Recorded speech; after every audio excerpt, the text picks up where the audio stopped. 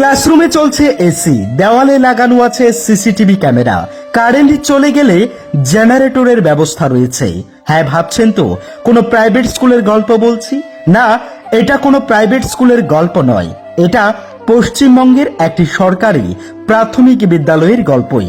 হ্যাঁ, চারিদিকে যখন সরকারি বিদ্যালয়গুলিতে হাজারো অনিয়মের প্রশ্ন উঠে আসছে, তখন পশ্চিমবঙ্গের পূর্ব মেদিনীপুর জেলার পাঁশকুড়া ব্লকের অন্তর্গত শিমুলহাঞ্জা প্রাথমিক বিদ্যালয়ের গল্পই এটা। প্রাথমিক বিদ্যালয় মানে যেখানে আমাদের একটা চিরাচরিত ধারণা থাকে কচিকাঁচা একগাদা বাচ্চাদের পড়ানো, ক্লাসরুমের শিক্ষকদের ঘুম, কখনো কখনো কোমলমতি ছাত্রছাত্রীদের দিয়ে ক্লাসরুম পরিষ্কার করানো। হ্যাঁ, এই সবের বাইরে গোটা জেলায় এই স্কুলটি নজির গড়েছেন। ওই স্কুলে মোট ছাত্রছাত্রীর সংখ্যা প্রায় 155 জনের মতো। স্কুলে রয়েছেন মোট 6 জন শিক্ষক, তার মধ্যে প্রধান শিক্ষক শেখ মুস্তাকিম আলী, যার দ্বারাই স্কুলটির এই অভিনব পন্থা। মূলত একজন ভালো শিক্ষাগুরু হিসেবে জেলার অন্যতম মডেল স্কুল তৈরি করেছেন অন্যান্য শিক্ষকের সহায়তায় শেখ মুস্তাকিম আলী। তিনি সহ তার সহযোগী শিক্ষকরা মিলে স্কুলে গড়েছেন 2টি স্পেশাল কক্ষ। সেখানে রয়েছে শীততাপ নিয়ন্ত্রিত যন্ত্র। স্কুলের নিরাপত্তার কথা মাথায় রেখে স্কুলের চারদিকে ইনস্টল করা হয়েছে সিসিটিভি।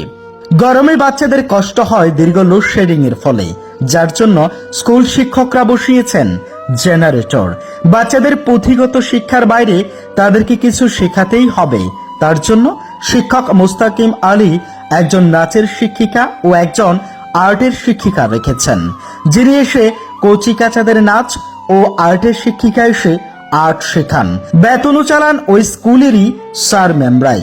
সম্পূর্ণ সরকারি সহায়তার বাইরে নিজেদের পকেটে টাকা খরচ করে শিক্ষকদের এহেন কর্মকাণ্ডে খুশি এলাকার মানুষজন।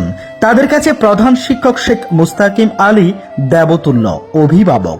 বিষয়টা যে শুধু গ্রামবাসী পর্যন্ত সীমাবদ্ধ তাও কিন্তু নয়, বিষয়টি জানেন ওই স্কুলের ঊর্ধ্বতন কর্তৃপক্ষ থেকে ব্লক আন্ডারে থাকা সমস্ত আধিকারিকরা। সত্যি সবার মুখে একটাই কথা, এমন শিক্ষক যে শুধুই তথাকথিত শিক্ষক তা নয়, তিনি অচিরেই একজন অভিভাবক বটে। তিনি প্রচারের আলোতে নিজেকে আনতে চাননি, কিন্তু বলে না ভালো মানুষের প্রচার কোনো না কোনোভাবে হয়ে যায়। রবীন্দ্র ও নজরুল জয়ন্তী পালন করলেন একই সাথে।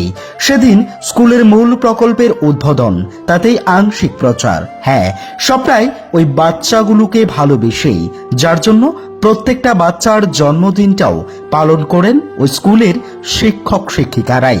সত্যি বাংলার বুকে এমন হাজারো স্কুল গড়ে উঠুক, এটাই চাইছেন বাংলাবাসীরা।